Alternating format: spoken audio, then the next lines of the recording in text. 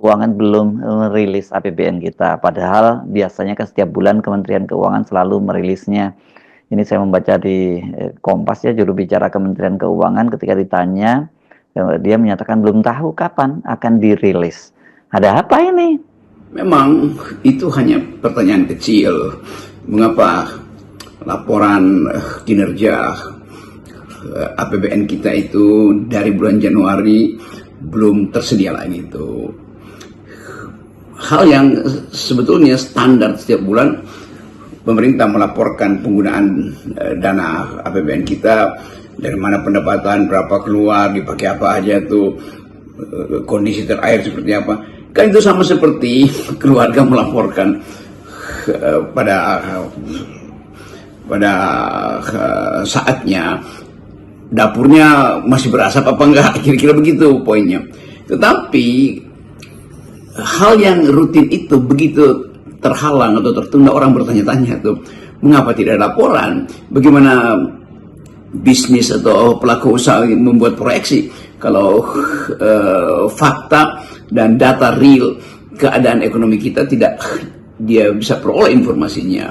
Dan yang kedua tentu adalah hak publik untuk mengetahui dana-dana publik ini dipakai buat apa aja. Kan yang disebut sebagai prinsip bonafiditas dari pemerintah, prinsip keterus-terangan, dan pada akhirnya itu prinsip mengenai hak publik untuk memperoleh informasi dari penggunaan dana-dana publik. Jadi keterbukaan informasi itu justru yang membuat pertanyaan, mengapa informasi tidak dibuka, ada apa sebetulnya. Akibatnya itu menjadi pertanyaan politis kan. Karena APBN itu adalah semacam kompilasi dari berbagai faktor yang kemudian dibenamkan di dalam bentuk proyeksi, bentuk statistik dasar tuh. Dan orang ingin tahu keadaan negara kita seperti apa. Jadi kita mesti anggap itu semacam medical record dari pemerintah yang harus diketahui oleh rakyat, supaya kita bisa hitung nanti apakah efisien pemerintah ini, apakah ada sesuatu yang mungkin belum bisa dilihat oleh publik umum, tetapi sebetulnya harus diberitahu secara verbal apa yang terjadi.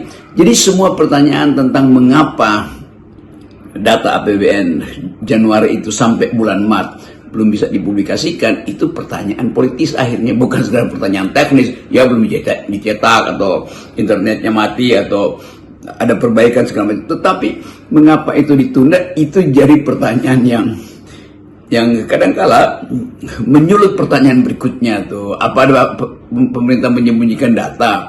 Apakah memang ekonomi kita parah sehingga kalau dipamerkan data itu reaksi pasar internasional, investor asing juga akan menyebabkan negative impression pada pemerintah makin buruk? Kan itu semua adalah sekali lagi hak publik untuk tahu bagaimana keadaan dapur negara.